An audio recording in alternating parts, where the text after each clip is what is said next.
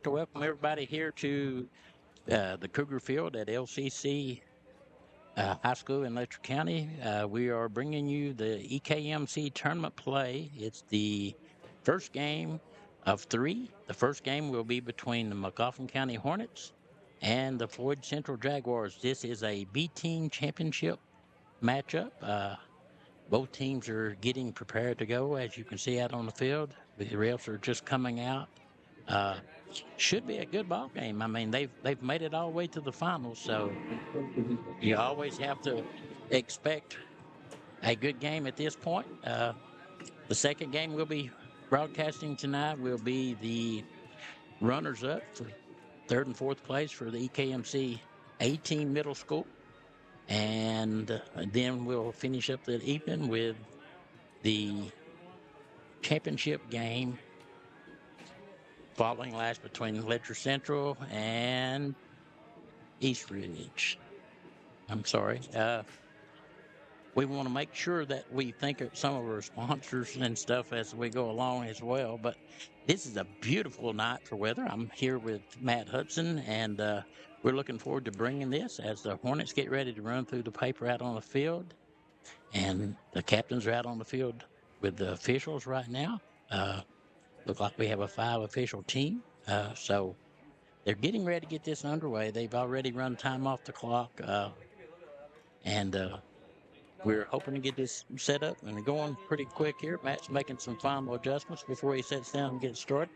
Yeah, as I thought I had everything 100% ready, and then turned around and looked at the clock. Was like, oh yeah, I need a clock. So take just a second to get that set up, though. Yeah. Magoffin County will be on the home team for this game. Jaguars are on the far side of the field. The majority of them right now huddled up in the end zone waiting to run through. They're waiting on the coin toss, and the official is showing them the coin right now. So it should be a great game. I'm looking forward to it. I love seeing middle school promoted in this way, and I want to say that I'm glad to be part of it with BSN, and thank some of the people who sponsored this to make it happen. So, Oh yeah, huge shout out to Brain Freeze and Flipping Donuts. We all these middle school games are kind of outside of our purview with the contract we have with Letcher Central, Letcher County Schools. But we have never had an issue. Every time that there's something extra that comes up, we just ask about it out in the community, and we've always had great people step up. Today, like I said, it was Flipping Donuts and Brain Freeze. yeah, as you can tell, there's a lot of support for these young men out here tonight. And both these teams had to travel all the way to Letcher County just to play, but they have a good crowd. Again, beautiful weather. You couldn't ask for anything any better for this time of year. So, looking forward to seeing things get started. I want to say that the officials are congregating there. Man, we have 6 officials on the field.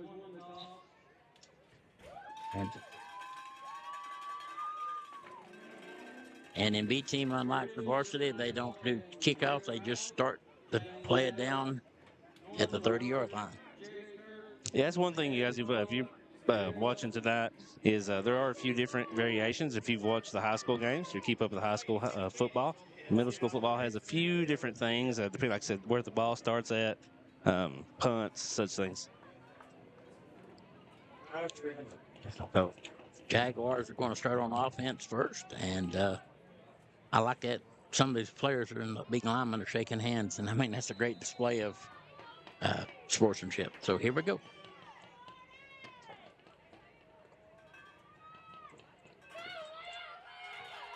And he ran to the right side of the field and tried to cut back and was met by a swarm of Hornets.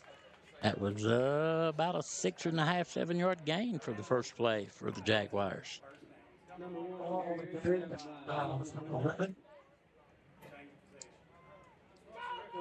And that was Liam Moore on the run for the Jaguars.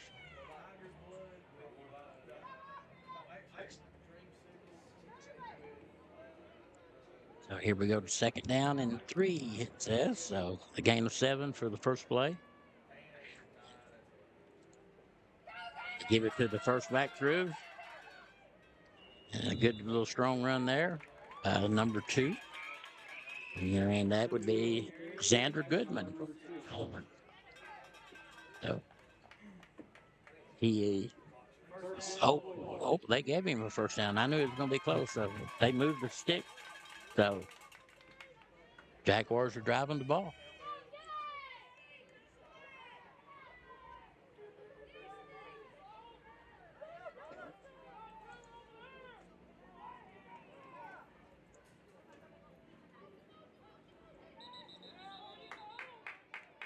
And they throw some flags there.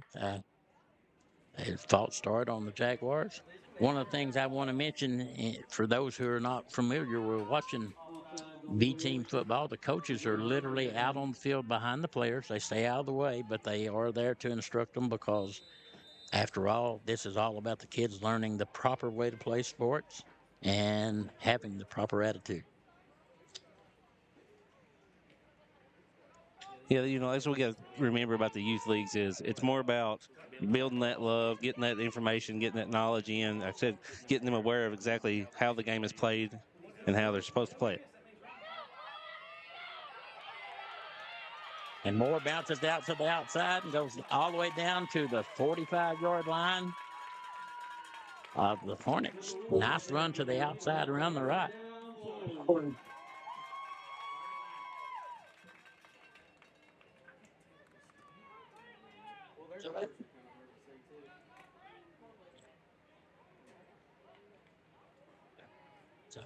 First down, all the way down to the 45-yard line. Yeah, I mean, for the Jaguars. They've got a good drive going. That's the second first down in a row.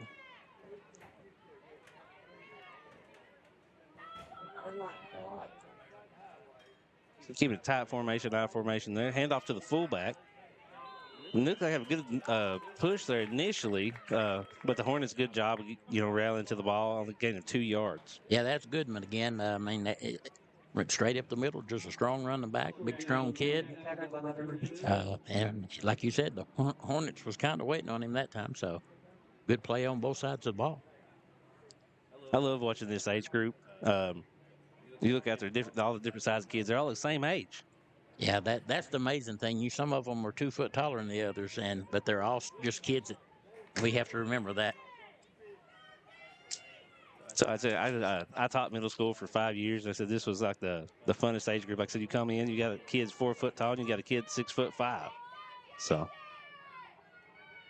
Yeah, and these younger kids you're talking 5th and 6th graders. So Floyd lines up more than we have a flag on the play. Yeah, I think we had a lineman that left a little early. Yep, we have a false start penalty. We'll back the Jaguars up 5 yards. Make it 2nd and 13 on the 48.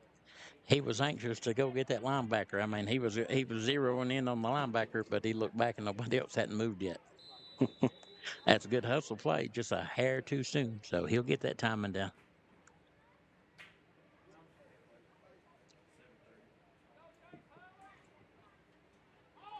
That's like I've already been good to see the Jaguars lined up. Like I said, a tight formation, the I formation now. Going out to a shotgun formation, 2 wideouts each side. So lots to see here in middle school.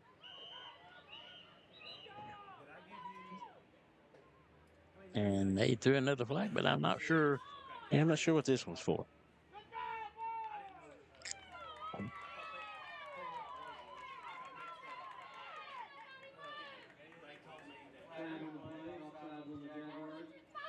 They called offside. Someone must have just lined up just a hair in front of the football because I never noticed it from up here. So no, but it looked like when the offense got set up, one of the offensive players was a little too far up the field. That will bring up 2nd and 18 from now their own 47. 2:50 left in the first quarter.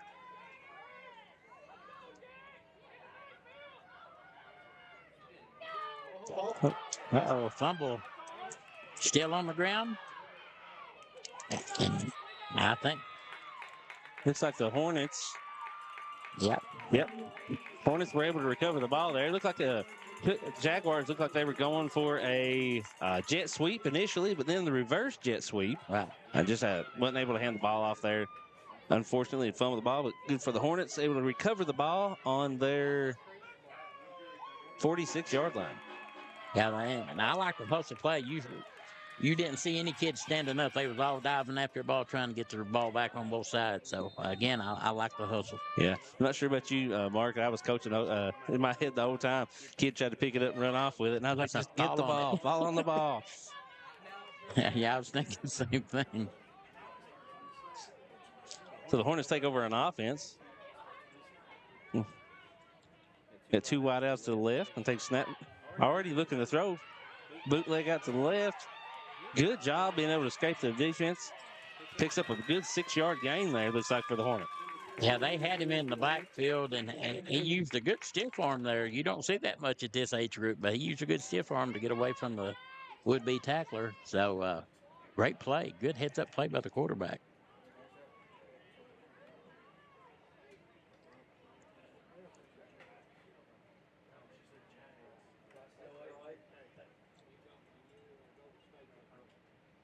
You don't see too many at this age lining up in shotgun, and we've already seen both teams do that. So they're stepping up their level of play. Yeah, back when I was playing middle school, we kind of did a wishbone or just standard eye formation and kind of pound the ball. But like I said, nowadays, a lot more widespread offense. Good pitch back to the running back.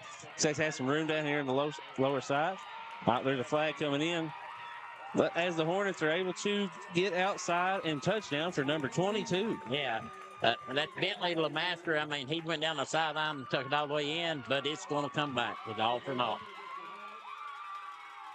Holding on the Hornets, like I said, negates the big run there, the big touchdown run. Yeah, I mean, that would have been a 46-yard touchdown.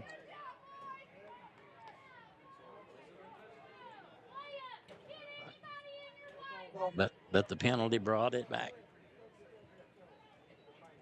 Just got to bring up second down and see where they spot the ball. Second down and 8.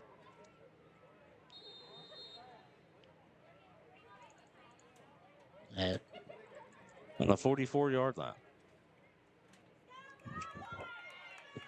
So see how they kind of resilience they have here. Like I said, the Hornets, after that big play, do they go right back to the kind of the same thing, or where do they go from here? Hey, it worked once. Tried it on the other side. That's a pitch out to number 22. He's trying to get the outside edge. Able to get, looks like about 4 or 5 yards there before he's been driven out of bounds. There's also a flag on the play, kind of in the place of a face mask.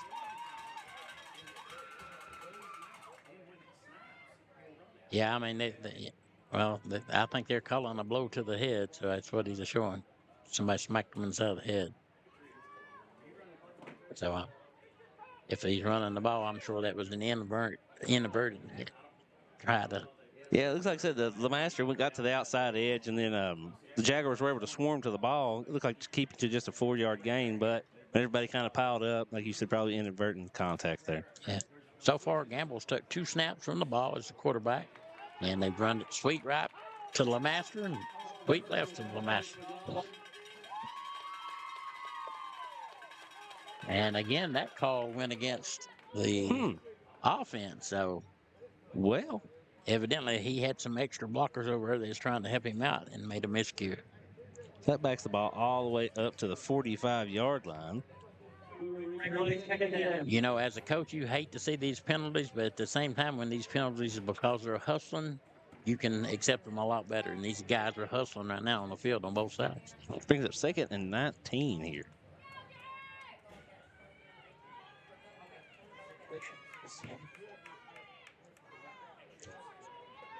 So the Hornets kind of have what their game plan is: get the ball to the master in open space. Once again, a handoff. They trying to disguise him, trying to get him the ball in multiple different ways. Bring him in a jet sweep that time. Yeah, the right end or the right tackle kicked out, and everybody else kicked back to the left and left him a seam up the middle. But the linebackers filled it seam pretty quick for the Jaguars. Looks like they got that for a 4-yard gain. That'll bring up 3rd and 15 for the Hornets at the 48-yard line. It's obvious that both of these groups of young men have been well coached by the way they played so far.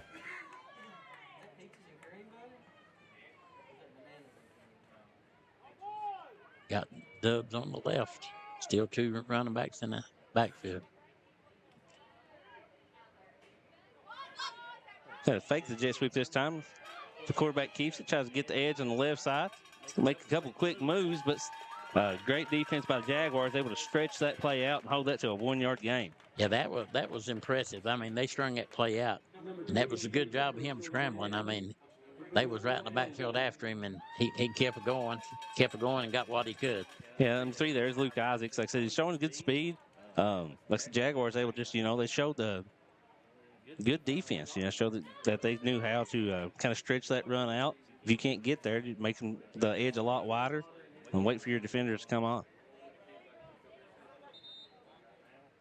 If that young man ever gets around the corner with the speed he showed right then, he'll be tough to handle.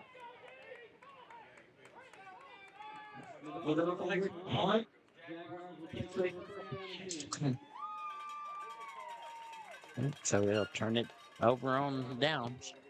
Well, they elected to punt the ball. So like I said, in middle school, there's not actually a punt play.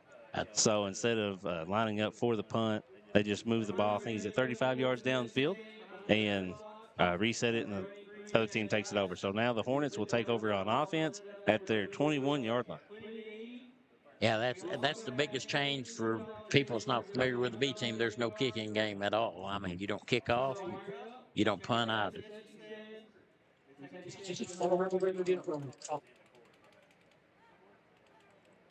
So 56 seconds left here in the first. See what Floyd Central can do, taking back over on offense on the 21-yard line.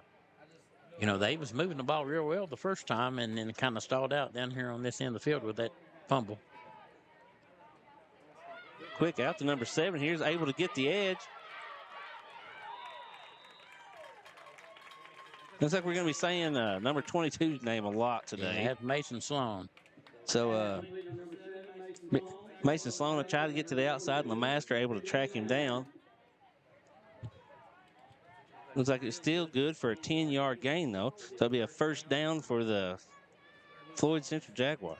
And that looked very familiar to the plays we saw at Coburn last night. Those quick outs. Those quick outs and let the runner get what they can. Floyd Central spread out, got 1 to the right, 3 to the left. Quarterback keeper to the right, though. Makes a good move, able to get that outside edge. Still going. Wow. Showing speed and strength there. Yeah. Moore ran that ball all the way down to the 50-yard line there, and he fought off 2 or 3 would-be tacklers along the way. I mean, just a great run by Liam Moore.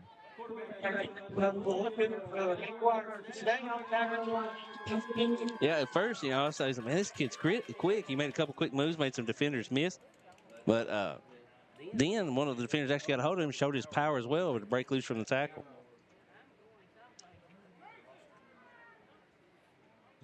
That'll be the end of the quarter. So, yeah, we'll kick it out for 1 quick minute for a commercial break. We'll be right back here in 1 minute for Bluegrass Sports Nation. What keeps you going? Your love for the game? Your teammates? A victory? At ARH Orthopedics, our goal is to keep you pain-free so your body can keep going. There's no time for discomfort in your joints or ligaments caused by an injury.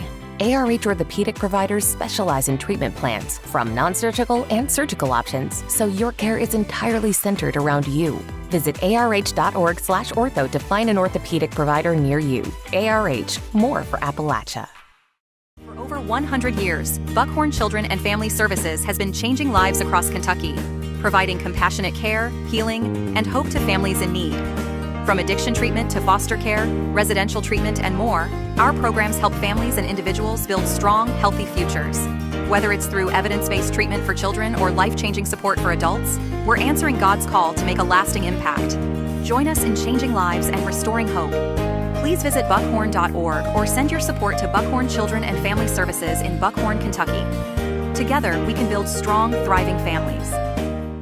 And we're still here in the second quarter of this B-Team Championship EKMC tournament play. Jaguars have the ball on their own 49 to start the second quarter. Score still 0-0. Yeah, well, like I said, we'd still like to thank Brain Freeze and Flippin' Donuts, our sponsor for the day. Check them out on Facebook or on the business pages. Check out their mobile trailers schedule on there. Like I said, great donuts, great stuff around. Wow, great pass here by the Jaguars. Number 14, deep downfield. What a tackle. That So, was an awesome play. yeah. The number 14 with a great play. Justin Great Triplett Hall. catch. Great catch. Lamasters literally picked him up and threw him over. And he probably gained 5 yards on the tackle. Nice catch by Hall. A little bit of a size difference there. Absolutely. A great pass. I mean, I was impressed. Sloan took that ball. That's where this game's evolved so much in middle school. Like I said, back in the day, it was mostly line up, pound the ball. Nowadays, these offenses are spreading it out. Makes it great for these other players able to spread the ball around, get more people involved. Yeah, they got trips to the left again, so. Doesn't see anything he likes. Breaks out to the left, tries to get the outside edge. Able to break one tackle. Not able to break the second tackle, but still a good 5-yard gain there. Yeah, Moore just kept it and run a sweep to the right. And the Hornets finally got a hold of him and brought him down with a whole host of them on top of him. But nice running play. He just called his own number there and went. But one of the things you got to remember, Matt, you're talking about the middle school doing this. This is the B team championship of the middle school. So this is the real young kids. Once again, trying to takes it his sail, calls his own number, backs to the outside. Able to get all the way in, and I said the only thing we couldn't get today would be the far right corner. Yeah. That's where he goes to get the touchdown. Yeah, he goes to get the touchdown. He was met at the goal line by a Hornet player, and he just lowered his shoulder and let his momentum do the work. So 6-0 favor of Magoffin. Floyd Central. Floyd Central. Yeah, the scoreboard has Magoffin County up there. Wrong team. 6 points. Okay. I was like, who's doing the scoreboard here? Is it Tucker? So, touchdown, Floyd. Quick 2-point conversion. Pass out to the flat. Able to break the tackle and in for 2 points. Good play there by the Jaguars. Packed 2 points on. Yeah, that was a nice catch by Mason Sloan, and he just ran the ball in. Well, they reel the ball back. I said, we were talking about flipping donuts and brain freeze there. Great supporters of the community, always willing to step up and help out these youth sports. Flipping Donuts will be in Harlan on Saturday, October 19th for the Fall Fest. So, guys are out and about checking out the Fall Fest. Please stop by, patronize these people. I said thank them for letting us put these games on today.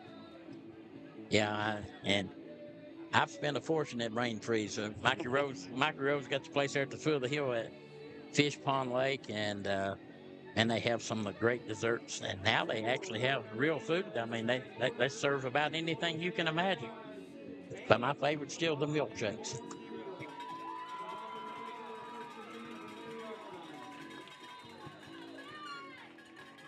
Well, the Hornets take back over here on offense at their own 30-yard line.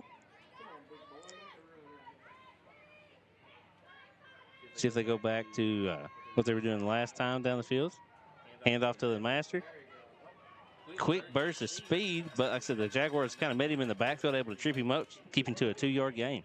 I tell you what, I really like the way this kid runs. He hits the hole hard, but Jaguars, like you said, kind of met him head on there.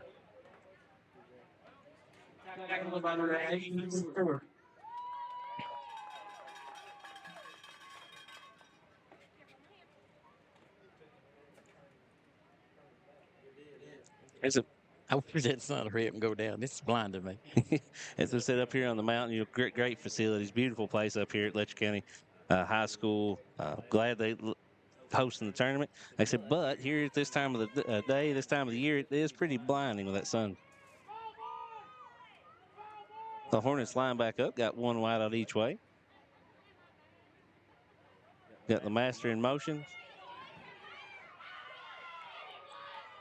So Isaac didn't like what he's seen, takes the ball himself, able to break through a tackle, breaks loose, looks like he may be gone at the 30 to 20, yet nobody's going to catch him. 10 and touchdown for the Hornets. Great improvisation there by Isaac. Said, I don't see anything I like. I'm going to take it myself and go all the way to the house. Yeah, 66-yard TD run. Unbelievable. Said not the biggest kid there, but was able to break through those 2 arm tackles and get all the way into the end zone. So the 8-0 lead that's Floyd County was harboring did not last long, Mark. No, it did not. I mean, it's like I said, these two teams are in the final for a reason. They're both playing really, really tough.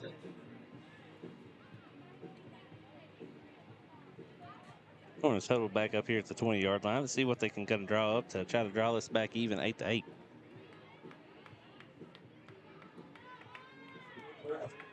You know, it's unreal. Went the whole first quarter and part of the second quarter without scoring. Then we scored 2 touchdowns in less than a minute.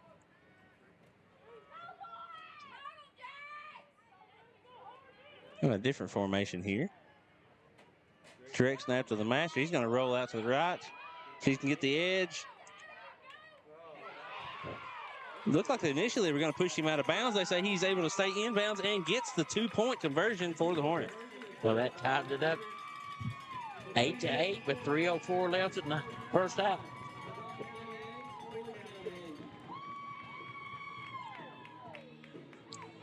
Like you said, so after the slower first quarter, maybe it's just nerves. Boys travel on the road, come up here. Took them a few minutes to get acclimated. Well, not only that, I mean, I can remember back when I played ball in grade school, but I couldn't imagine walking out onto a field like this with a crowd that we have. We have a really good crowd and playing on an artificial surface. I mean, this is the big time for them. Yeah, I just love seeing where football's gone in the mountains now. Compared to, you know, some of the places we played and places to travel to some of these facilities they get to play in now. Kind of feels like a college feel up here. Yeah, it really does. And you just imagine what's going through their minds. I mean, we go and see a lot of ball games and see a lot of fields and all that stuff. And it's so much different now, what facilities that they get to use than what we did back in our youth. Floyd Central takes back over here on the 30-yard line. Takes a snap. Quick roll out to the right, trying to get the edge. Cuts back inside. Great move. Able to get almost loose here before looks like number 22 again. LeMaster is able to track him down there at the 50-yard line. Yeah, LeMaster was able to come over and make the tackle. It looked like he was going for another 6 down the sideline, but, you know, it's just a good heads-up play by 2 very good athletes. So I thought he was at the 50, but it looks like they're going to roll him down at the 46. So first down for the Jaguars at their Hornet 46-yard line.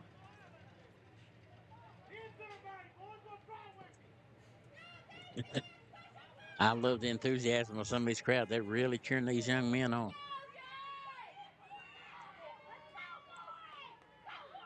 Jaguars still showing the spread formation, 2 wideouts each way. Not thought if they were offsides, was not a broken play here.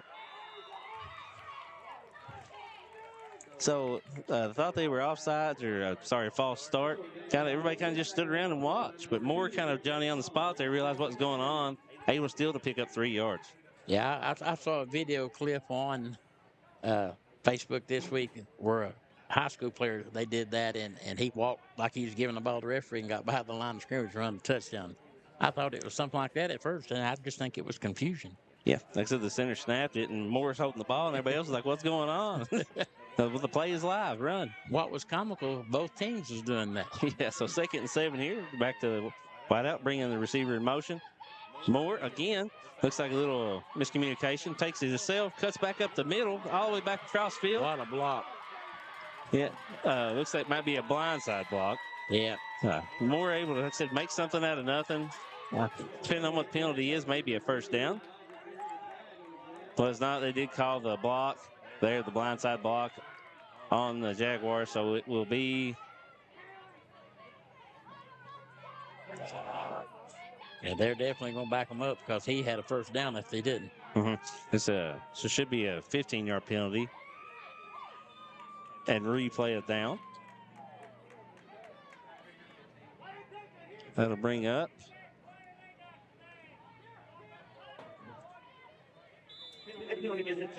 2nd and 22. Wow, that was a costly penalty there, and that we haven't really had that many penalties. This has been a good game for a bunch of young kids. They've been well coached.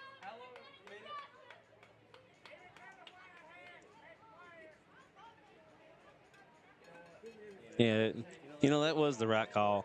Trying to, protect these young men, running down the field, not looking. We used to call it getting ear hold. Wasn't the best feeling in the world, and does hurt quite bad. It hurts your pride, even if it doesn't hurt you physically, because somebody rings your bell.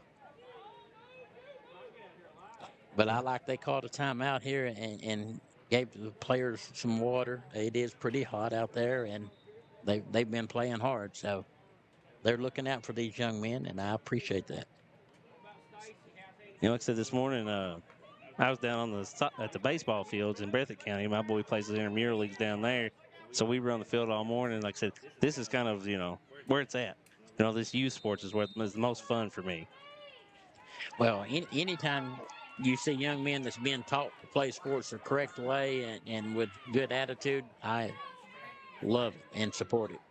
Jaguars line up in their formation, take more in the backfield. No. Sorry. Hand off to number 14. Able trying to get the outside edge.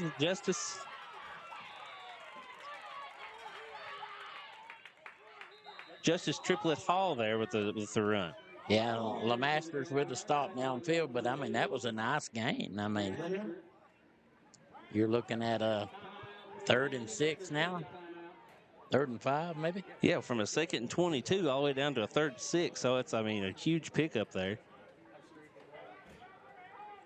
Takes it all the way down to the 45-yard line. And a quick timeout by the Jaguars. Got to keep some more of this time on the clock with only 53 seconds left here in the second quarter.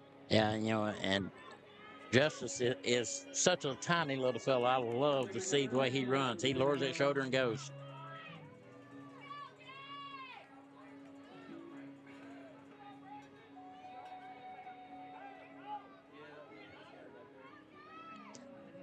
Jaguars going to like more of a I formation this time. Hands off the ball to number 1, able to get the outside edge. They are able to track him down, though, knock him out of bounds here at the 29-yard line. Yeah, that was a good run, and it moved the stick. So, getting that first down stopped the clock. So, nice play.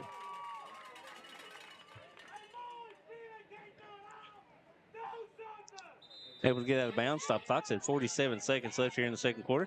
See if Floyd Central can tack on another. They just called a timeout to talk it over. See if Floyd Central can get another touchdown here before going into half. Be a big momentum boost for these young men. Yeah, absolutely. It's the coaches are drawing it up literally out there on the field and see what they come up with here. 47 seconds to go. 8-8 ball game. Second quarter.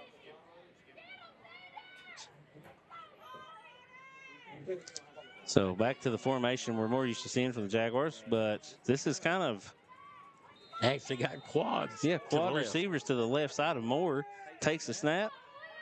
Looks for the quick flat. Not finding anything. Looks downfield. Jump ball there. Looks like there was 3 or 4 Hornets to 1 Jaguar, so it's going to be a tough catch there to make. But they just knocked the ball down, so pass incomplete. Jaguars could bring it back for a 2nd and 10.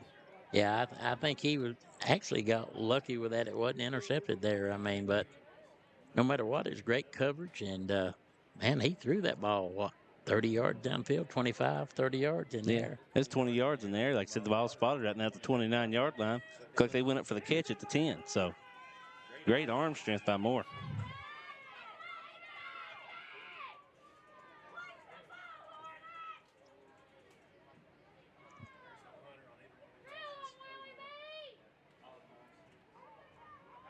That Newsom taking the snap now.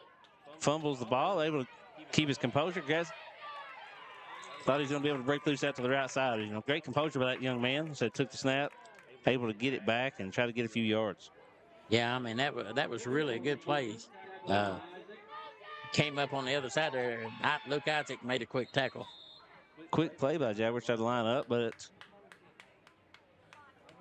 we have a timeout. I'm not sure what's going on here. I think the coach called a timeout, even though the players wasn't aware of it. Yeah, we have a timeout here by Floyd Central. So bring up no, they spiked the ball, Mark. I missed it. Okay. So that bring up a 4th down, 4th and 10 for the Jaguars here. With just 20 seconds left before half. Yeah, once they moved the markers, I guess they started rolling the clock again. Mm-hmm. That's a good heads-up play. Yeah. See what the coaches can draw up here. So like just 20 seconds left, 4th and 10, so it's quite a few yards to gain. But you are deep in this end of the field, so even if you were to turn it over on down, it's not going to be a killer. They got quads to the left and one single runner in the backfield. Newsom takes the snap, throws it back to Moore. Doesn't like what he's seeing. The reverse field.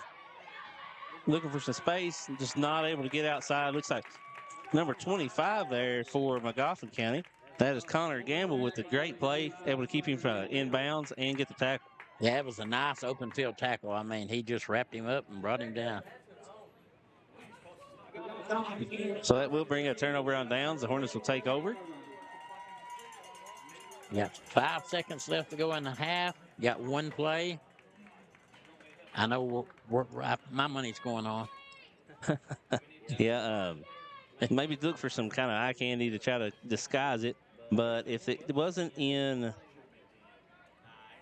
Isaac or the master's hands here, I'd be very surprised. Oh, me too.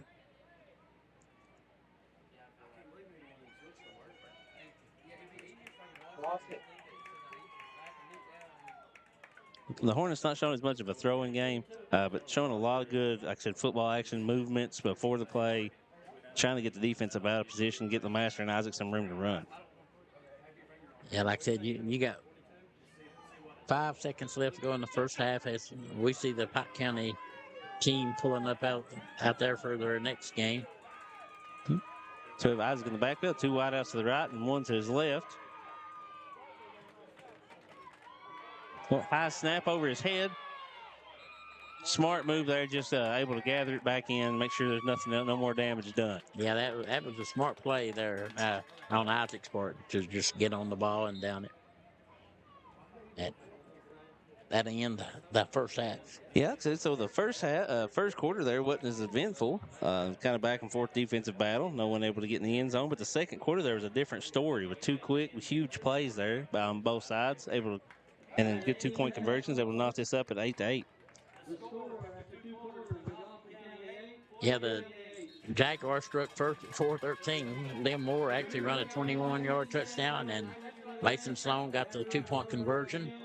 But with a minute and 10 seconds later, you had Magoffin County answer right back with Luke Isaac, number 3, run the big 66-yard TD, and the Sportsville Masters paired the ball in for the 2-point conversion, make it 8-all. Yeah, so I guess good start to the day here. Good competitive game. We are going to kick it out for a few minutes for a commercial break. We'll be back here in about 3 minutes on Bluegrass Sports Nation. Hi, I'm attorney David Johnson. You may recognize me from some of our other ads, but injuries from an auto accident are no joking matter. With over 25 years of experience, our offices have the resources and expertise to go head-to-head with big insurance. While most of our cases get resolved without going to court, trust me, they know if the attorney you choose will take it this far. Either way, our clients get paid.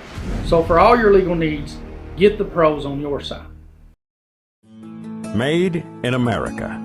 What does that mean? It means jobs. It means craftsmanship. And when it comes to Vaughn Bassett furniture, it means value.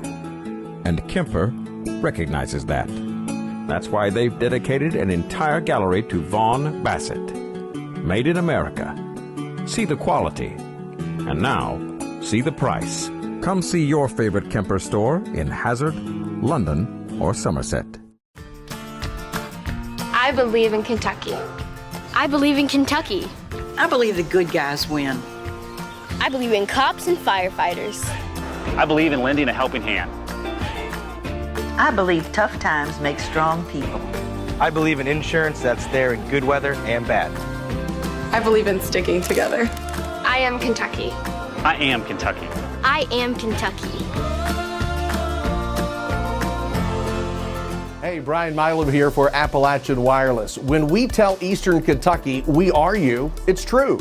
We serve 28 counties with retail locations, and with over 300 cell sites, we have more than any other carrier. Keeping you connected, that's Appalachian Wireless. What does one penny buy? How about an iPhone 13 at Appalachian Wireless? And now you can save up to 50% off select devices. We are you. We are Appalachian Wireless. At HCTC, we've got you covered. While you focus on completing your certificate, diploma, or degree, our success coaches will connect you with financial information, tutoring, and so much more. Stay on your path to success at HCTC. Call today at 606-487-3293. We'll never underestimate you. For over 100 years, Buckhorn Children and Family Services has been changing lives across Kentucky, providing compassionate care, healing, and hope to families in need. From addiction treatment to foster care, residential treatment, and more, our programs help families and individuals build strong, healthy futures. Whether it's through evidence-based treatment for children or life-changing support for adults, we're answering God's call to make a lasting impact. Join us in changing lives and restoring hope. Please visit buckhorn.org or send your support to Buckhorn Children and Family Services in Buckhorn, Kentucky. Together, we can build strong, thriving families. What keeps you going? Your love for the game? Your teammates? A victory? At ARH Orthopedics, our goal is to keep you pain-free so your body can keep going. There's no time for discomfort in your joints or ligaments caused by an injury. ARH Orthopedic providers specialize in treatment plans, from non-surgical and surgical options, so your care is entirely centered around you. Visit arh.org/ortho to find an orthopedic provider near you. ARH, more for Appalachia. The Kentucky Mountain Health Alliance wants to inform the general public that Little Flower Clinic is a full-service medical clinic available for everyone. We accept most major insurances like the one your employer provides and Medicaid. Little Flower has an experienced staff of medical professionals providing all types of services from general physicians, mental health services, dental, chronic disease case management, and even chiropractic. We have on-site x-ray and laboratory services. Little Flower Clinic, everyone's medical home in the mountains.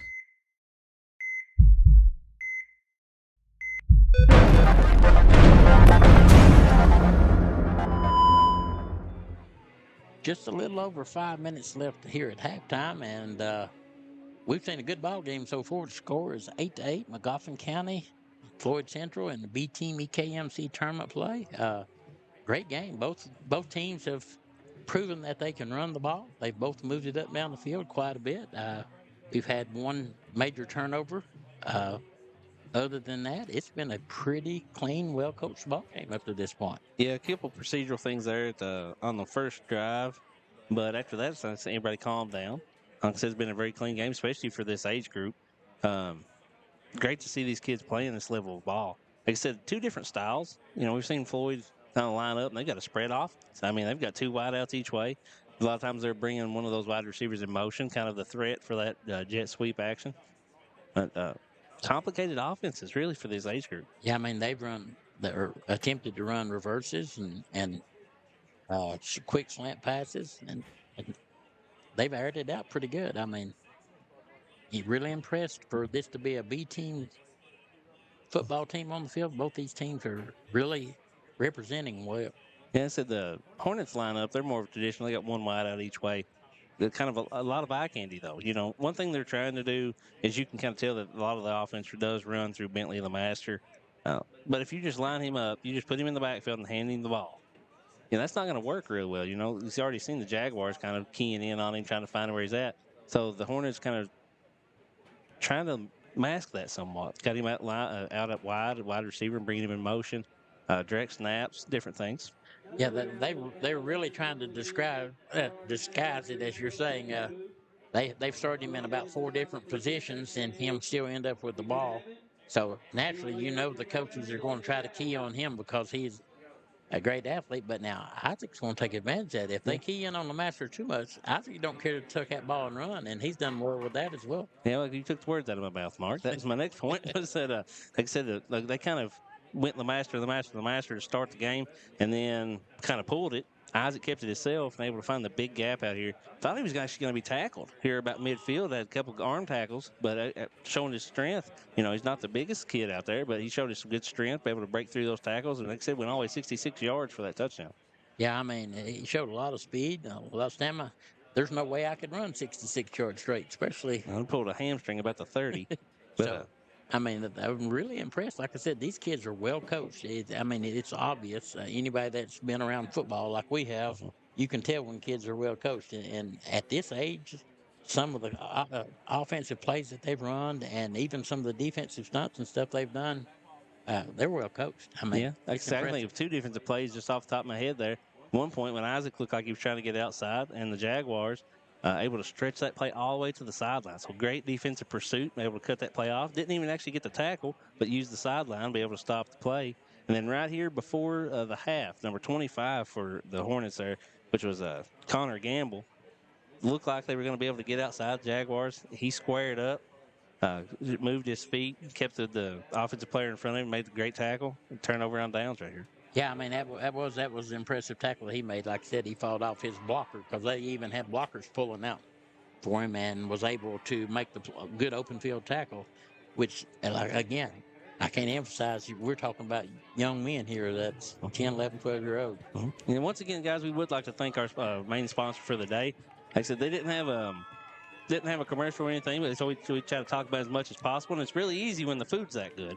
Like I said, the main sponsor today is Brain Freeze and Flippin' Donuts. They say just follow them on Facebook. They got a business page on there. Check out their mobile trailer. They're all over the place. Like I said, the best way to keep up with them is get on Facebook, check out where they're at. If you can't find them on there, though, you can call them at 1-859-512-8406, and they'll let you know what's all going on, where they're at this week.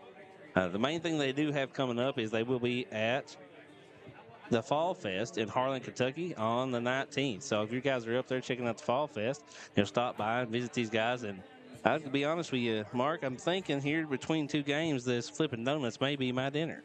Now, Flippin' Donuts is very good. Now, my wife introduced me to those a while back, but now they set up a lot of times at Walmart and places around here close and post on Facebook. And then if you're not there immediately, you're standing in line because, I mean, they draw a crowd. They really do. And Brain Freeze, if you like the sweet, cold, dessert-type things, man, they put real fruit in it. And if you can order it and you can get strawberries or pineapples or whatever mixed in on top of it, it's just great. And not only does he have the truck that goes around, but he has a stationary building up at the foot of the Fish Pond Lake there at Payne Gap. And you can get hamburgers and everything up there. I went up there last week, actually. So, well, I mean, there's two young men helping out tonight for these high school guys that are helping out during these middle school games, and they have both already devoured, looks like 2 of these shaved ice. And I said the strawberries and cream look pretty daggone good down there. It looks like I had 4 or 5 strawberries right on top of it. Yeah, that's my favorite. So we're about back to action here as the teams take the field. Like I said, that sun is almost, looks like we got about another hour of sunshine left, so it's throwing some pretty hard shadows on the field here. Yeah, the last 15 yards of the end zone is completely in shadows already, so it's moving down pretty quickly. Unfortunately, it's right in our line of sight until it goes down behind the ridge. Mm-hmm. Yeah, it's not as much to think about in football, because like I said, it is we're going left to right here. The sun's kind of setting off to the side. But up here on the baseball field and softball field, that kind of gets to you here later in the year. Yeah, it makes a big difference, especially if you're playing right field because you're looking directly at that sunball. We have a field like that in Breathitt County down there as well. And everybody's trying to drag the game out as much as possible. First couple innings trying to get that sun to go down because if you're on first, like you said, first base or right field, you are just blind. Yeah, you see a lot of kids when they play up here for softball and baseball, both the first couple innings will actually wear sunglasses for that reason. And then after about the second inning, you see all the sunglasses start disappearing. So it's like Floyd County going to have the ball Another lineup on defense. So it'll be Magoffin going to start out the second half on offense. Yeah, again, we want to remind everybody they actually don't do any kicking at the Byzantine level. They just line the ball up and start running plays. Same way with punting. If they elect to punt, they just mark off 35 yards, I think it is, and spot the ball, and the other team starts. Yeah, and it's kind of, smart rule. Keeps the game a little more fair. So it moves the ball around the field more. And you'd hate to see a kick it back here and try to punt it. They only go 4 or 5 yards, gives the big advantage to the other team. So like I said, they implemented that 35-yard rule.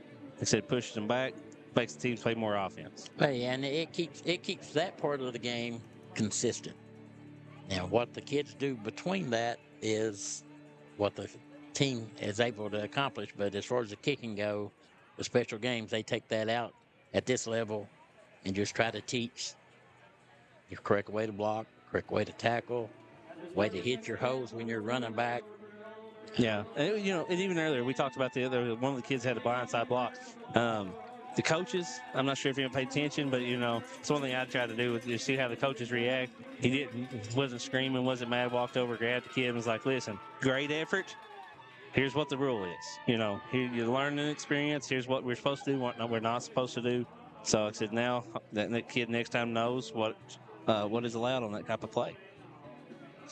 Yeah, I mean, it's like I said, as long as it's for the safety of these young men that's out there playing and taking the licks and stuff, I'm all for it. So the Hornets come out. Looks like an I formation. It's kind of hard to see the numbers right now with that sun setting down, but it kind of looks like Jackson Hurst taking the snap. He's the center. Okay. Yeah. Jackson Hurst is the center. Yeah, Gamble's going to take the snap. Mm-hmm. Pitch out to the master, see if he can get the outside edge here, coming to the near side. Great pursuit. Cuts back upfield, trying to find some room. Swarming defense there by the Jaguars. So it looked like initially was going to be a big gain. They kind of hold him, stretch it out for a 5-yard gain there. Yeah, I mean, he got to the outside, and then they finally shut it down there, and he cut back inside. But, man, the Jaguars had great pursuit. Yeah, it's kind of wasn't ready to go out of bounds. It looked like he was just going to take the 5-yard gain. Just took his foot in the ground, tried to reverse field. Yeah, again, like I said, a lot of times you don't have, at this age, you don't have teams that pursue you as well. So when he cut it back inside, he run into a Jaguars den rather than a Hornets nest, I guess. Yes, Newsom did a great job of pursuit, able to cut him off on the sideline, make him turn back upfield, and then all the teammates rallied and got him down. So Isaac going to be taking the snap here for the Hornets.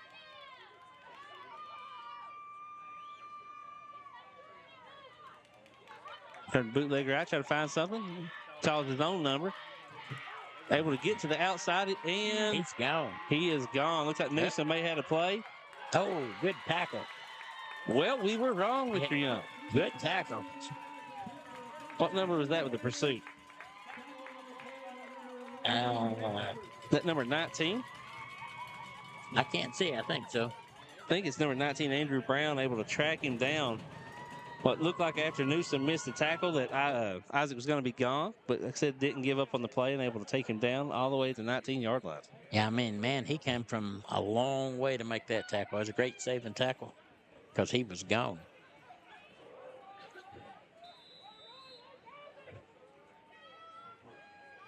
So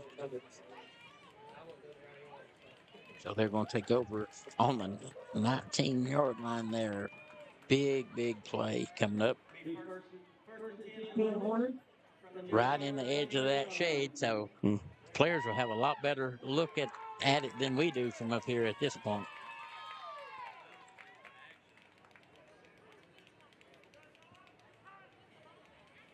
Now a point wide out to the left in an I formation.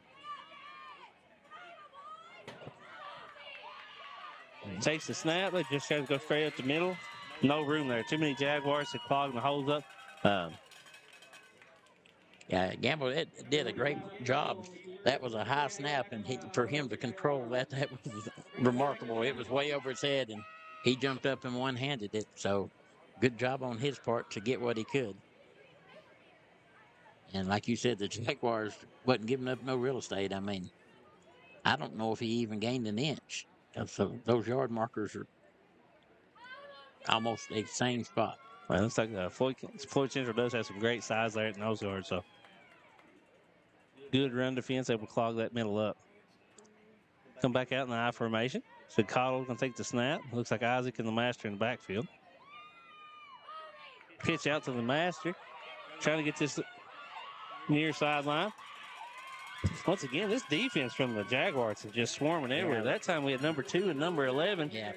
Brantley Halbert was there first. I mean, Xander Goodman and Brantley Halbert able to swarm on him. Like I said, they're able to get to the ball quickly.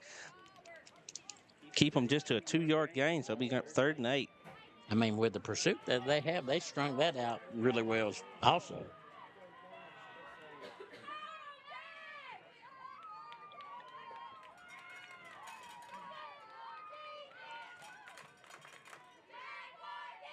See what the Hornets dial up here. Like I said, 3rd and 8, deep in their own territory.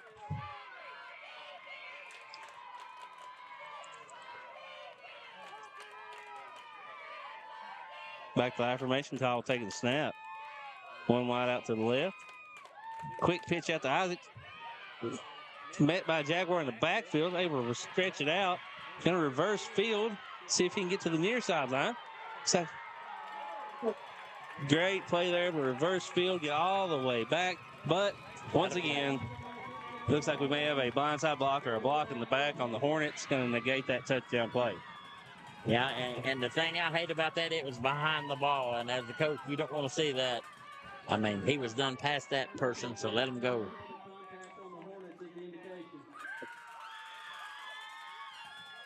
Yeah, so it looked like Isaac with the great play, reversing field, negated by the penalty. It will back them up. We will have 3rd down. And it looks like the penalty from the spot of the foul. So they're going to back it all the way up to the 31-yard line here. Be about 3rd and about 22 for the Hornets now.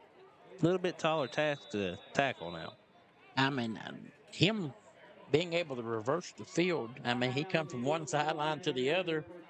I was impressed that all his receivers over here turned to make blocks for him. I mean, it was a good heads-up offense there. You guys don't realize, these football fields are 100-foot long. Everybody knows that, but they are also 30 yards wide. So, seeing a player go from sideline to sideline is a big deal. They're running 30 yards and still not gone anywhere. Yeah, that's the sad part about it. He ran probably 60 yards there and 30 of it was laterally.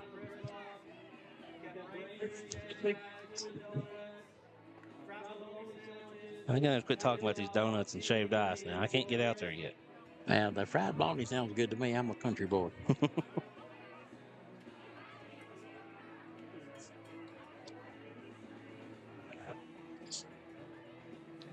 Nothing wrong with a good fried bologna sandwich. You said, used to put my potato chips right on the sandwich, save my time.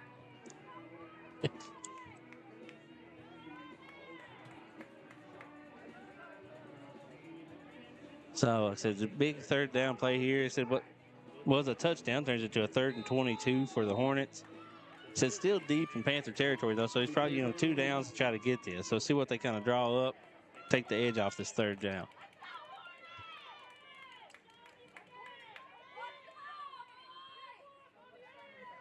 Isaac's in the backfield with, can't see that other number there, Martin Lemaster down here on the sideline.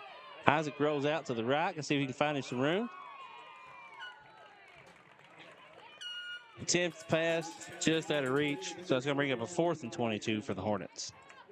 Yeah, and I think that was their first pass play of the night, if I'm not mistaken. But the Jaguars had keyed on Lemasters over here, so Isaac rolled to the other side. It was a well-designed and called play. It just, like you said, the pass was a little short. And just out of reach, yeah, and, he was still moving. That's the one thing you got, young player. Isaac, if he could have set his feet, stopped for just a second, got his feet up under him, kept his momentum, he might have been a little bit more accurate on the throw. As strong as he's been running, I was almost surprised that he didn't tuck the ball and go because he's a heck of a ball player when he gets on the outside there. He can get a lot of yardage in a hurry.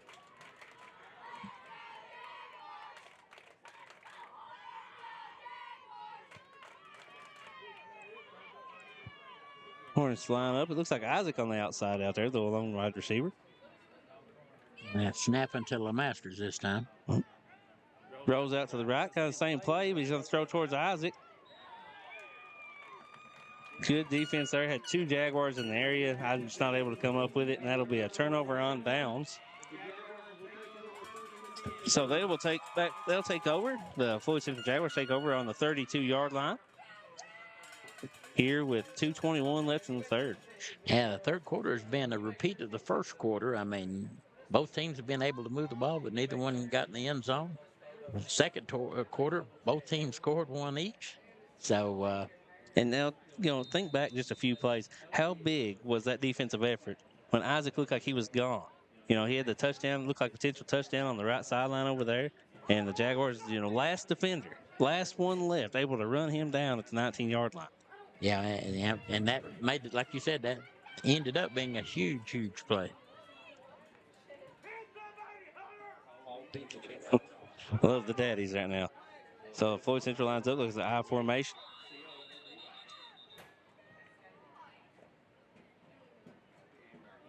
Plays whistle dead. Looks like we have a timeout for the Hornets. Yeah.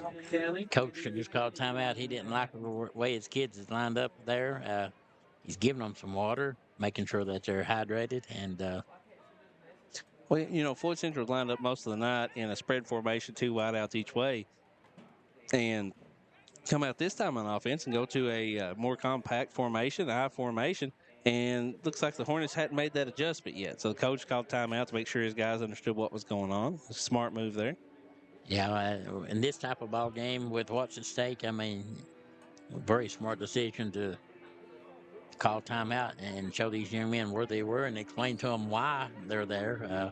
Again, that's why I said I love this type of alignment where the coaches are on the field with them and they can teach them as they go along. And as well as I do, anytime there's a teachable moment, whether it's in sports or in the classroom or whatever, you need to take advantage of it. Floyd County comes back out on offense. Is it back to that I formation? Takes a snap, tracks up. Tries to get to the outside here on the right. Number 1, great move here. Cut back towards the middle, able to pick up a couple additional extra yards. So more, like I said, with the smart running. Kind of reminds me of Williams for the Cougars up here. Kind of, he's not doesn't make the break initially. Kind of stands back, looks over the defense, says, where's the smartest place to go, and makes his break then.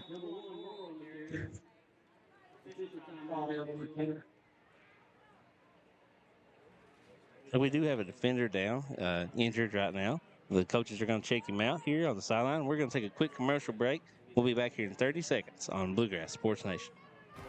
What keeps you going? Your love for the game? Your teammates? A victory? At ARH Orthopedics, our goal is to keep you pain-free so your body can keep going. There's no time for discomfort in your joints or ligaments caused by an injury. ARH Orthopedic providers specialize in treatment plans, from non-surgical and surgical options, so your care is entirely centered around you. Visit arh.org/ortho to find an orthopedic provider near you. ARH, more for Appalachia.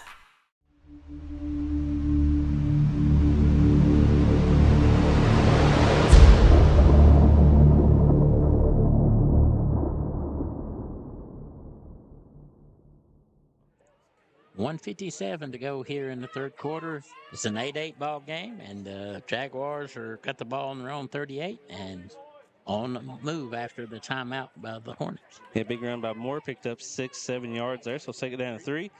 Go kind of back to the same play, handed off to number 2, straight up the middle. And so the quick burst there. They said north-south running, always the best thing to go, especially that close to the line. That was Goodman again. I mean, they've handed him off to him a couple times. Usually he's doing blocking assignments, but they've given him that ball a couple of times as an up back, and he's got good gains on both runs. He has a 9-yard pickup that time. So as you bring up first down at the 47-yard line for the Jaguars. That's some good play calling because as defense, you tend, if that guy keeps blocking all the time, you tend to get out of his way as he comes through that first time. Well, they give him the ball instead of him being a blocker. He's now the first man through the hole, and he's able to get by some people. Jaguars trying to get across midfield here. So first down at the 47. Line back to the I formation. Takes a snap. Hands off to the second back. Moore's got the ball, trying to get to his sideline. Showing some tough running there. Hard-nosed running. He cuts back up in the middle, not shying away from that contact. No, I like the way this kid runs. He just tucks it in there and goes. Somebody's in his way. He tries to pivot field, and then when he runs out of room, he lowers his shoulder and makes contact. Yeah, he's able to drive it all the way down to the 42-yard line. So Jaguars got a good drive going right now. Yeah, you go to that power I formation there. You got Goodman in the backfield, you got Moore in the backfield, and you've got Triplett in the backfield. It's kind of like, it's a lot to think about if you're on the defensive side of the ball. Say it that way.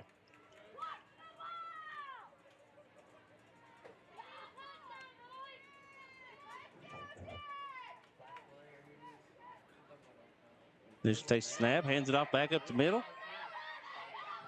Goodman there, so some actually more power. Instead able to get through the initial first tackle or two. They finally dragged him down about the 32-yard line. Yeah, and that young man hits the hole hard as well. So, again, he's had 3 or 4 carries, and every one of them's been for a 7 or 8 yard gain each play. So, I mean, right now he is really picking up the Cougars and kind of going with them. And, coming from that fullback position, just 1 or 2 steps, and he's already right at the line, like I said, and the defenders have to make that adjustment. Yeah, during this timeout, you see coaches running that water on the field again for them. So it's the end of the third quarter there, so they're going to flip sides of the field here. So they've got a quick break. We're going to take one quick 30-second break, and we'll be right back here on Bluegrass Sports Nation. I believe in Kentucky. I believe in Kentucky. I believe the good guys win. I believe in cops and firefighters. I believe in lending a helping hand. I believe tough times make strong people. I believe in insurance that's there in good weather and bad. I believe in sticking together. I am Kentucky. I am Kentucky. I am Kentucky.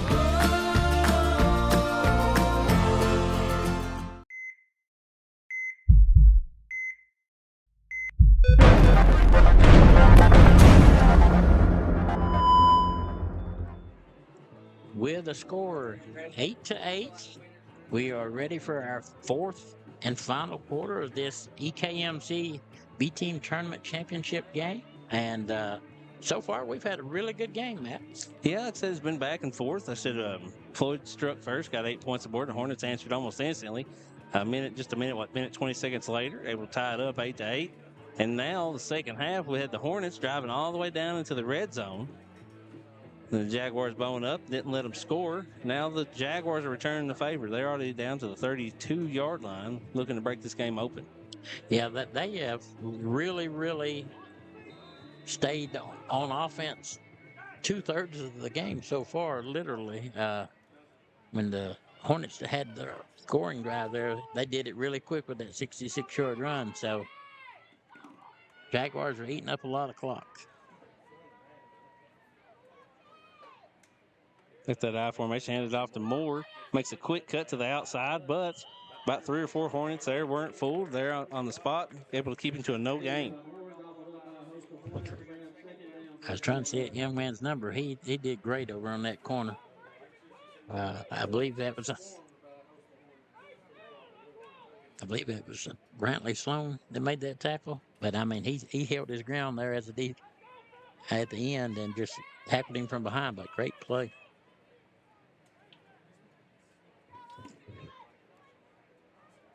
Well, I thought it was an initial no gain. Looks like they give him 2 yards. They'll bring up 2nd and 8 for Floyd County. Floyd Central, I'm sorry. Quick handoff up the middle. Yeah, again, just Goodman on the first back through. I mean, he's running the ball hard right now. They're going to have to find some way to woe him down a little bit because he's on the move. Yeah, great sized kids there, tall and strong. Able to get 2 or 3 steps, get that momentum going. He's going to be kind of hard to bring down. Yeah, I mean, they're just running right off guard there, trying to avoid the big nose guard, as you're saying there. He's stopped them pretty cold, but they're finding that gap and trying to shoot that gap. So 3rd and 2 here. See where they go with the ball. Hand the ball out to Moore off the right side. Tries to get outside. Able to stretch the play out. Pick up a few extra yards. With the Hornets swarming down there at the 15-yard line, able to take him down, but not before the first down for the Jaguars. Yeah, I mean, that was just, he took the ball and ran, and Magoffin actually swarmed him after they got him wound up over on the sideline there. Great follow through and pursuit, but damage has already been done. First down.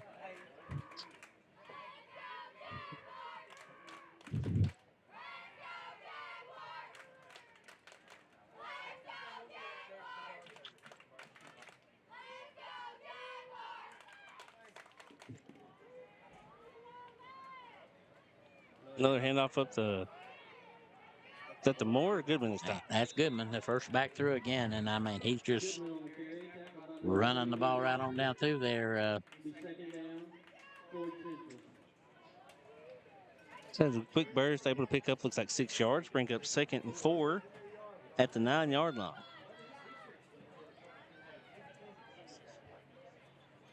Yeah, there. I mean, he just straight hard-nosed football. Sun getting the best of me a little bit right now, Mark. Yeah, it's hard for me to tell the numbers. That's why I'm not calling so many names. But Goodman's easy to pick out with those big pink socks.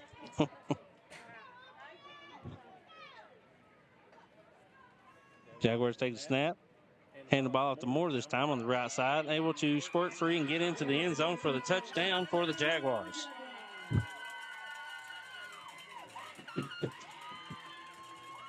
So after those quick strikes there in the 2nd quarter, finally able to break it back loose and get another touchdown on the board, this time by Floyd Central Jaguars with a quick 9-yard run there by Moore. Yeah, and that's big because that gave them the lead. It's been tied up virtually the whole ball game except for 1 minute and 10 seconds. So it's the only time they had the lead before. So we'll see if they can make the 2-point conversion here. Still in that I formation, hand the ball back off to Moore again. Same play, off that right side, able to get in for the 2-point conversion.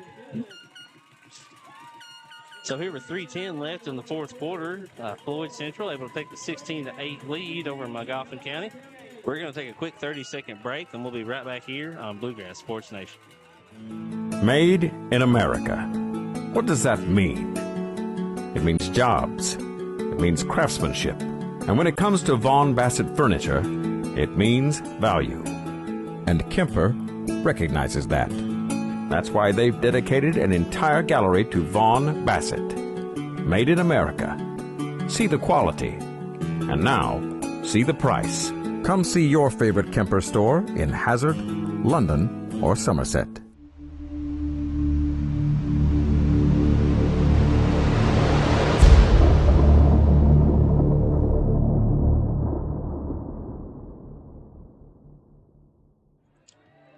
.310 left in the ball game. Floyd County just took the lead, 16-8. Magoffin County's going to take over on their own 30-yard line, and hopefully they can answer the call like they did in the 2nd quarter. He'll line up one wide out each way. Takes the snap in the backfield. Looking downfield. Isaac doesn't like it all. Tries to get to the near sideline. Good run here by the young man. So able to get out of bounds at the 40-yard line. And then, unfortunately, Goodman there with the late hit. It looks like they're going to probably tack on another 15 yards for the Hornets. Yeah, that's a big play at this point because they've got the lead, and Magoffin County answered them the last time they scored. Made a great run already, and then they tack on that at the end. So it's going to be the result's going to be across midfield. Yeah, it's a 15-yard penalty. Should put the ball down here all the way into Jaguar territory at the 45-yard line. With 3:03 left in the game, they got plenty of time to drive down and get a score and tie this thing back up.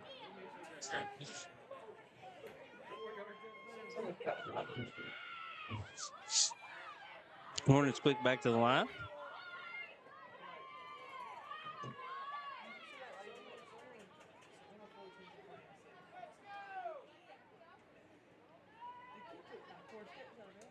Isaac takes snap, fumbles the snap there, able to keep his head about him, gets back out to the outside. So it turns the play into what looks like maybe a few yards lost into a 2 or 3 yard gain for the Hornets. And they took the chain man out over there. Yeah, looks like they couldn't get out of the way quite in time.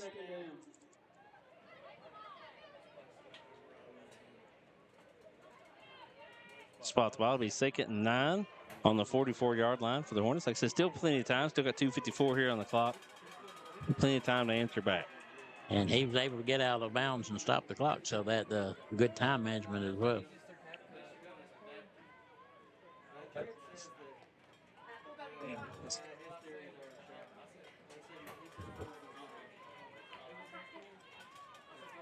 Taking a little bit longer in the huddle this time. Looks like the Hornets trying to draw something up, maybe try to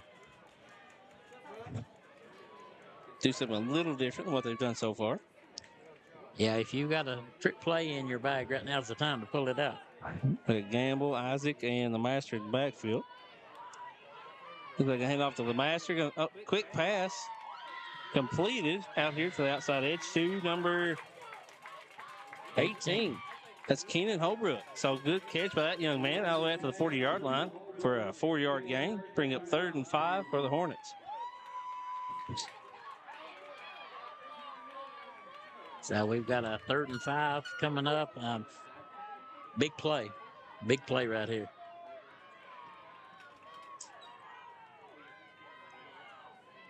So yeah, 3rd down. So you got 2 plays to get 5 yards. Right. This late in the game, 4th down punts are just kind of off the board. We're not going to be able to do those. No, not with 2 minutes only on the clock. Hornets lining back up. Looks like Isaac back in the backfield. The Master and Gamble each way. Well, the Master takes the snap, tries to find something. Great defense there by the Jaguars. Yeah, they're going to bring him down for a loss of 6. It looked like he rolled out to the left looking for the throw. Didn't find anything. About the time he tried to turn back around and find his second read, the Jaguars were already there. So take him down for a 4-yard loss. We'll bring up 4th and 9. Yeah, and that was just great defense, man. They broke through the line initially there. You had the little guy over there, Spencer Newsom, got in there and grabbed a hold of him, and then a whole swarm right on top of him. Yeah, so it's maybe the play of the game right now. Mark, 4th down, they not probably going to get the ball back. So see what the Hornets can draw up to try to keep this game alive. Yeah, the Jaguars got one more down on defense to kind of seal this up, and crucial play for Magoffin County.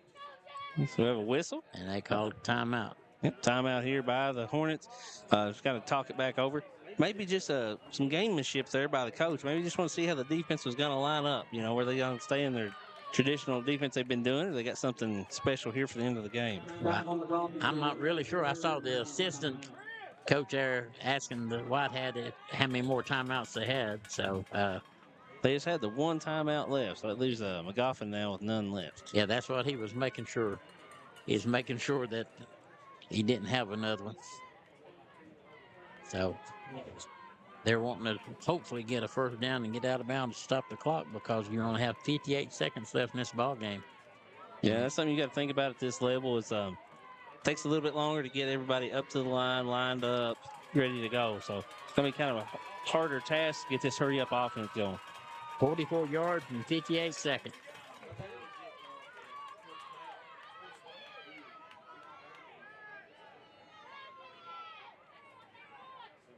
So in the backfield, we have Gamble, Isaac, and can't see the other number here. The Master split out wide here on the right. Isaac takes the snap, tries to roll out left. A bunch of Jaguars chasing him down. Wide open receiver all the way down to the 20, to the 15, 14, 11-yard line before he's driven down. Yeah, Goodman was able to run him down and make that play, or he was a touchdown. So Goodman saved them from scoring there, but great play. First down inside the red zone. So they're still have 44 seconds on the clock. So it looked like the pass was completed to number 25, Gamble, able to make that nice catch and run. Yeah, I mean, he just was wide open down the field. Everybody flushed the quarterback out of the pocket, and even your cornerbacks and stuff come up in pursuit and left him wide open. Yeah, Isaac running for his life there. He said had to scramble out left. Set his feet for just a second, enough to get enough on that ball. Great pass down to Gamble. Yeah, I mean, that was an impressive play. That young man, like you said, was running for his life and stopped long enough to set his feet up before he threw it. Great pass. So it's 42 seconds now, clock running. Hornets back up here on the line. We have got a stoppage. Refs have called for a stoppage. I'm not sure what it's about.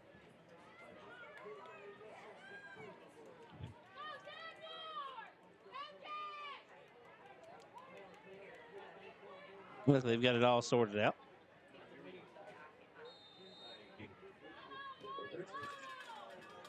Hornets take the snap. Trying to roll out to the right. Looks like he has some space down the sideline. Able to get to the outside edge and touchdown by the Hornets. So able to get all the way down the field in very short amount of time and get this back to a 14-16 game.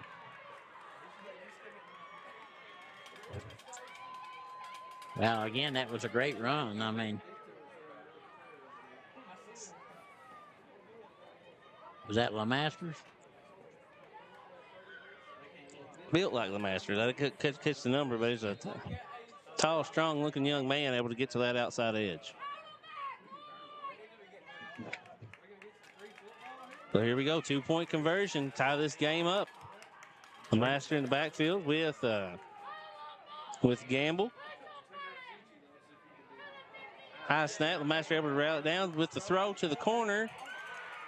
And it is caught by Isaac. 2-point conversion is good for the Hornets.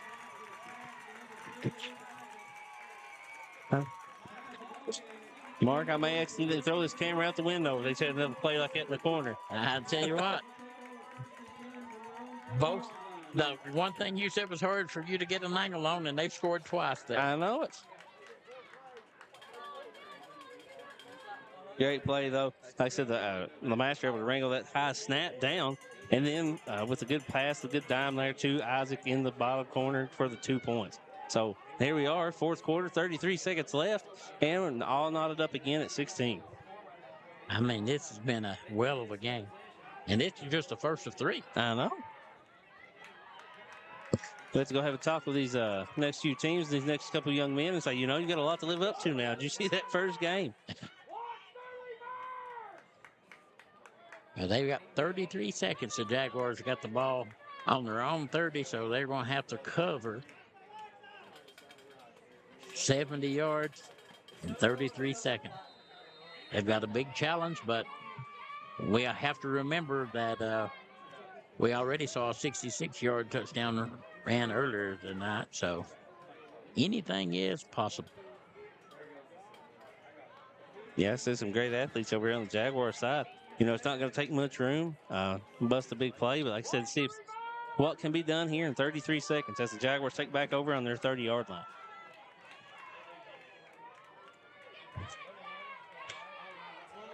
Got 3 wideouts to the left, 1 to the right. Morris takes a snap, calls his own number, trying to get out to this outside edge. Good block, good run by Morris. All the way down to the 45-yard line. That's a chunk of it, but he wasn't able to get out of bounds, so they had to use a timeout. Well, that's the good thing about the clock management by the Jaguars. They still had 3 timeouts left. Right.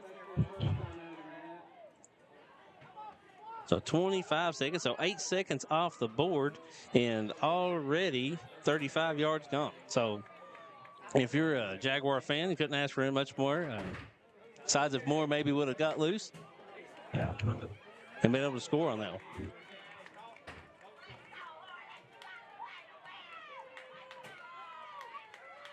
These kids and coaches and even the crowd, oh man, they're all fired up, ready to play. Well, big momentum swings here. Like I said, the Hornets came all the way back, tied us up late, and the Jaguars already with a strong drive.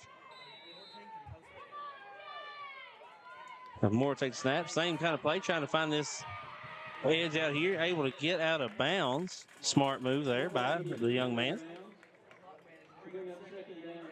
Able to pick up 7 yards in just 4 seconds. So bring up 2nd and 3.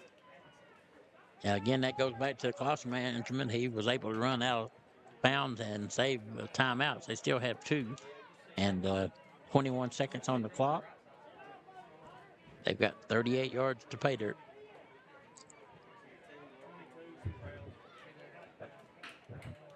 I must say this has been an exciting ball game. Mm-hmm.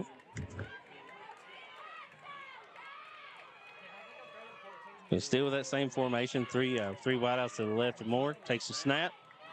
Same play again. Trying to get out to the outside edge. So we kind of had this conversation last night on the way home, Mark. Some coaches, if something's working, not really sure why you go away from it. And that's kind of what Floyd County's doing right now. Right. I mean, you're getting 6 or 7 yards a carry and getting out of bounds and stopping the clock. You got 17 ticks left. That was 5 seconds that time. So that play identical, literally 7 yards in 4 seconds for the Jaguars. So now 17 seconds left, still 31 yards to go to see if they can sneak away with this win. Moore going to the opposite side this time, trying to break out to the outside edge. Great move, all the way to the 20, to the 15, and goes out of bounds at the 12-yard line.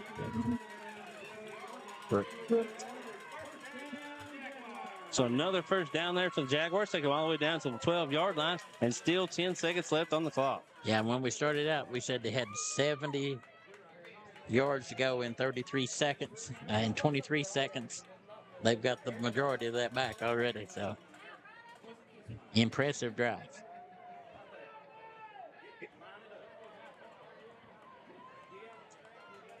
Just trying to think about what may be going through some of these young men's minds right now. This great drive down here, already down to the 12-yard line. Yeah, Magoffin's got to tighten up their belts here. Their 12-yard line, they got to make a defensive stand right here for 10 more seconds.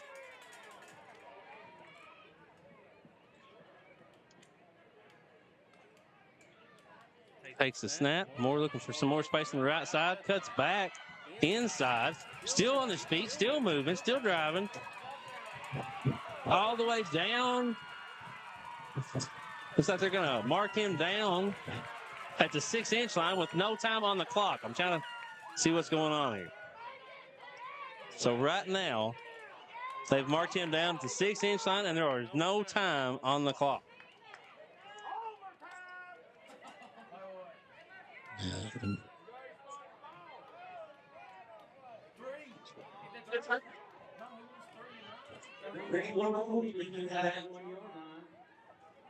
The White Hat is making a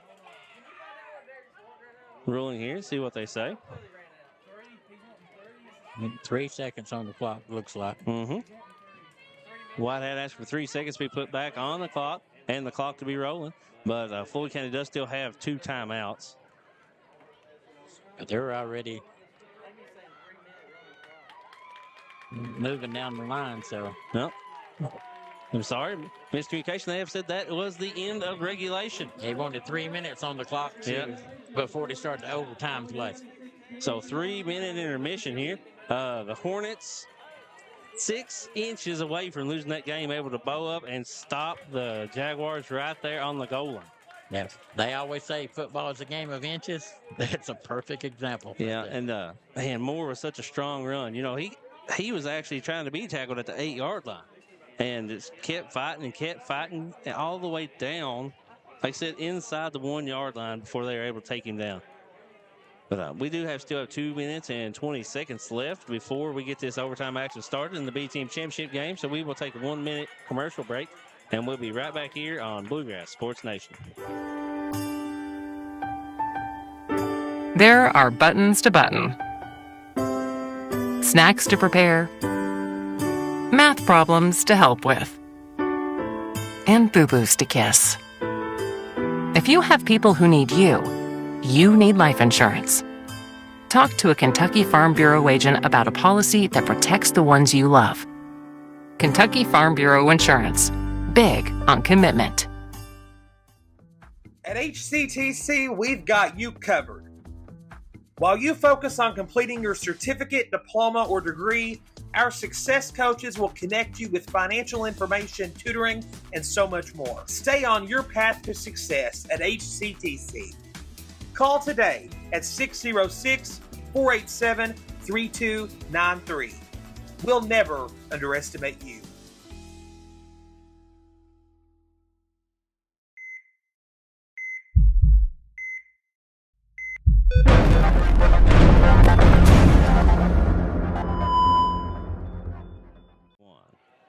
Wow, after 4 quarters of ball, we've got a 16-16 game.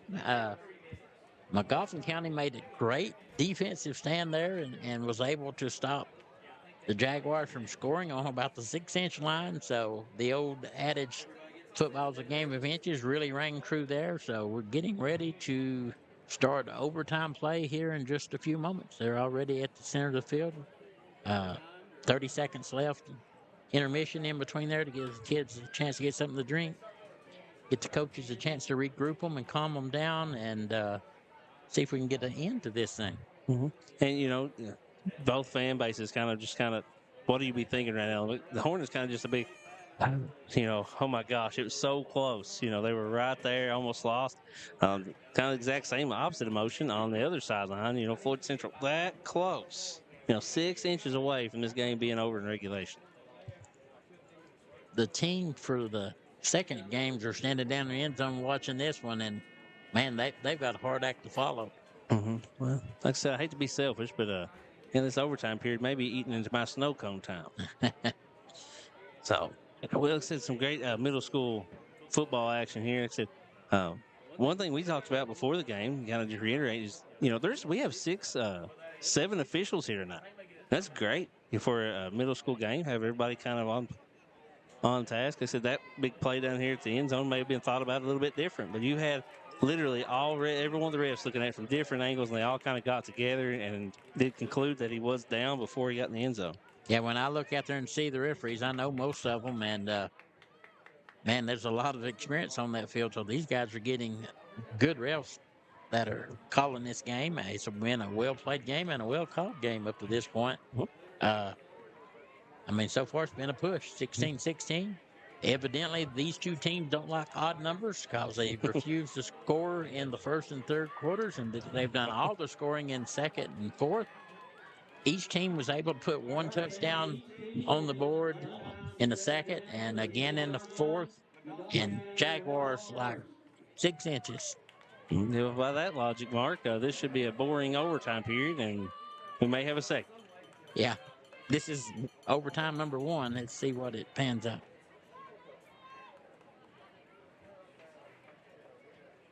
I think they just put the ball on the 10-yard line and give them 4 downs to score, if I remember correctly. Yep, you are correct. And Magoffin County will start out on offense at the 10-yard line. So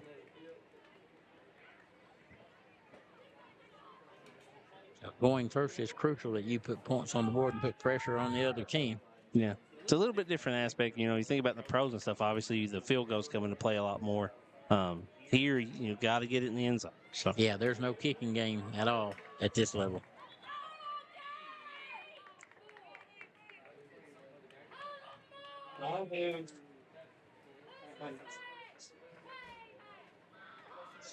Golf comes out in tight formation. Looks like the master will take the snap.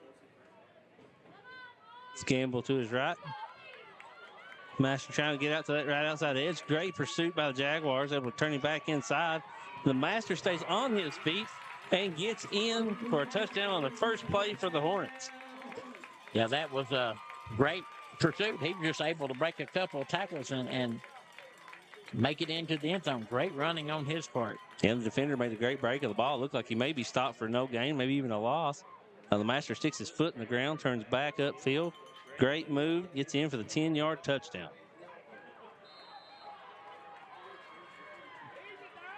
Now, 2-point conversion here for the Hornets.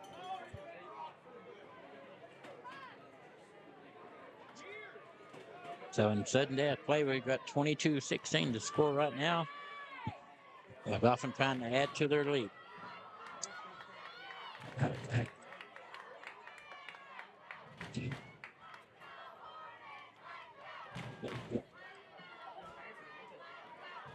The Master once again, it looks like he'll take a snap out to his left. Keeps it himself, calls his own number, tries to break out to the left, get to the outside edge. Has to cut back up to the middle. Great tackle there by looks like number 5. Number 5 and big 99 there. Willie Hall come up and really put a lick on him there to keep him from getting across the end zone. So Gunnar Evans giving up a lot of height and weight there, but still a great form. Hits him low, takes him down, stops the 2-point conversion. That may be the play of the game right now, Mark. So not had a 2-point conversion failed today, except for this one. So now Floyd Central with their opportunity from the 10-yard line. Yeah, we'll say on the same end of the field, the teams will just switch sides of the ball, and Jaguars will have their opportunity to get in the end zone. So see if they kind of go back to what they were doing at the end of regulation there, kind of just a heavy dose of more.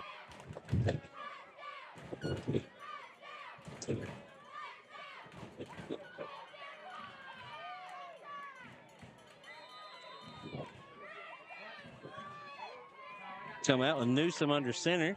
That kind of power I formation. See what they kind of draw up here. Hand off to Moore. Good, strong running, able to pick up 4 yards. They'll bring up 2nd and 6 here. That was a tough 4 yards. That young man really had to work hard for that. I mean, he dug deep and virtually got that on his own. Nice run.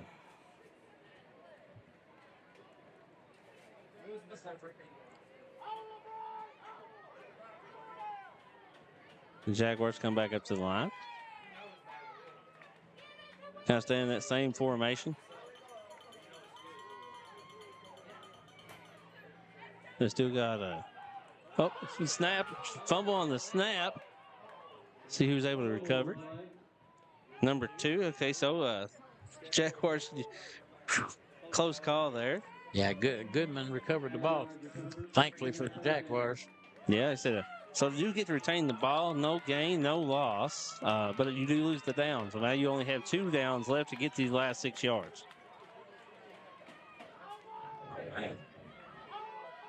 They were real fortunate to get back on that. Yep, so 3rd and 6 here from the 6. Looks back into a spread formation. Moore taking the snap. Tries to get out to the outside edge. Some Hornets out there with him. Cuts back inside down to the 1-yard line. What an effort that young man made. So 4th down for Floyd Central at the 1-yard line. And this is literally the ball game here. They have to get 1 yard. Not taking as long in the huddle this time, so they already knew what they were going to call. Yeah. I'm guessing he's got on pink socks. Well, now we've called timeout. So a timeout for Floyd Central. We're going to keep it here. Like I said, once again, we do want to thank our sponsors for the day. Great sponsors here, Brain Freeze and Flippin' Donuts. Great people, great food. If you guys have an opportunity to swing by, if you can come up tonight, swing by and patronize these guys. There's plenty of food outside. If you want to keep up what they do out throughout the week, look at their Facebook page or give them a call at 1-859-512-8406. Next big event they've got coming up is in Harlan on Saturday, October 19th. They'll be there for the Fall Fest. So you guys can swing by, grab some donuts. Folks, hopefully I get to try me some of the strawberry ones before we get out of here.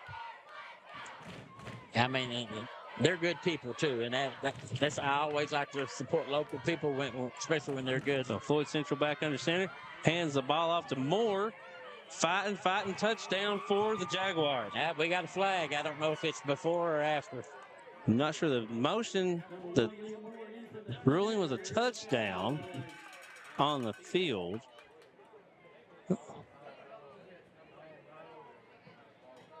See what the ref has to say. But we got the touchdown is good.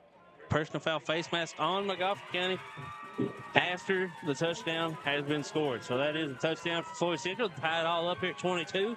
So, untimed down, 2-point conversion here. See if the Jaguars can take this championship game in walk-off fashion.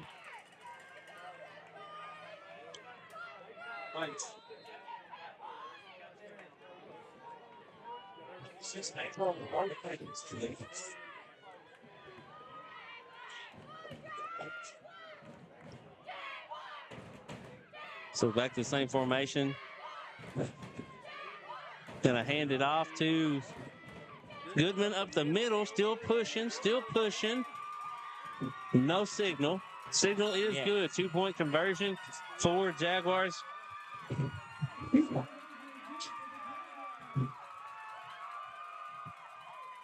So that's how this one will wrap up. The Floyd Central Jaguars walking off here with a 2-point conversion in overtime, able to take the B Team Championship. We are going to take a quick 30-second break here on Bluegrass Sports Nation, and we'll be right back. The Kentucky Mountain Health Alliance wants to inform the general public that Little Flower Clinic is a full-service medical clinic available for everyone. We accept most major insurances like the one your employer provides and Medicaid. Little Flower has an experienced staff of medical professionals providing all types of services from general physicians, mental health services, dental, chronic disease case management, and even chiropractic. We have on-site x-ray and laboratory services. Little Flower Clinic, everyone's medical home in the mountains.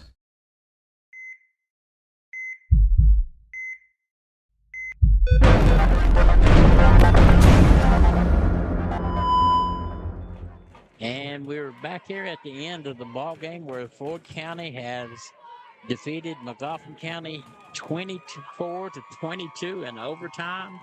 And folks, I'm telling you, this has been a well of a ball game. Scoring breakdown started out first quarter 0-0. Both teams were able to drive the ball, but they wasn't able to get in the end zone. But with 4 minutes and 13 seconds in the second quarter, the Jaguars struck first. Liam Moore ran a 21-yard touchdown, and Nathan Sloan was able to get the 2-point conversion to put them up 8-0. And 3 minutes and 4 seconds left in that same quarter, Luke Isaac ran a 66-yard touchdown to tie the game with the extra point from LeMasters, making it 8-8. In the third quarter, again, both teams were able to move the ball, but no one was able to get it in. The third quarter ended with the Jaguars driving the ball, and early in the fourth quarter, with 3 minutes and 10 seconds left, Moore was able to do a 9-yard run, made them, and he also ran for the 2-point conversion to make it 16-18. With 33 seconds left on the clock, Magoffin comes back. Bentley LeMaster scores a touchdown, and then he throws a 2-point pass conversion to Luke Isaacs to tie it up at 16. The Jaguars got the ball back and drove all the way down the field, 69 3/4. They lacked about 6 inches scoring when the clock ran out, put it in overtime. First play in overtime, LeMasters for Magoffin County ran a 10-yard touchdown play, but the Jaguars were able to hold them up and keep them from scoring the 2-point conversion. Then when it came time for the Jaguars, you had Moore run a touchdown. It took him 4 plays to get in, but 4th and 1, he was able to get in with a tough run, and then Goodman pushed his way through the line. I mean, it was just a big pile. Straight heart running, 24-22 was your end game. And for a B-team tournament game or B-team game period, that's probably one of the most exciting games I've ever seen, Matt. Yeah, that was great. It's back and forth. Every time somebody would try to pull away or have a big play, it said somebody else would step up. You know, like I said, we did call a few names more than others, but when the moments mattered tonight, all these kids did an exceptional job. The coaches, even though Magoffin came up a hair short there, the coaches have to be proud of those kids. I mean, they executed like high school teams. I mean, they really did. I was really impressed with how complicated some of their plays was. They ran pass plays on both sides of the ball. They shifted and had great pursuit on defense. For this to be a B team, I kind of had to keep reminding myself that how young these kids were because of the way they played. Yeah, it says great. Not as many penalties as you would think. It said good, clean football. So like I said, hopefully the next two games tonight pan out the same way as this one did. You know, great games. I always hate to see some of these young men lose. Like you said, see some of these men on the sideline kind of emotional. But he said they fought their heart out tonight. So, you know, it's kind of good to see that. Good to see that they love the game so good. But we are going to take a break. We're going to step out. There'll be a whole nother stream for the next game. So just keep watching on Bluegrass Sports Nation tonight. And whenever the game comes on, we'll have that pregame come up. So for Mark Young and Matthew Hudson, thank you guys for tuning in tonight for this B-Team Championship. Congratulations to the Floyd Central Jaguars. And like I said, good game by the Hornets. But give us about 15 minutes, tune back in here on Bluegrass Sports Nation.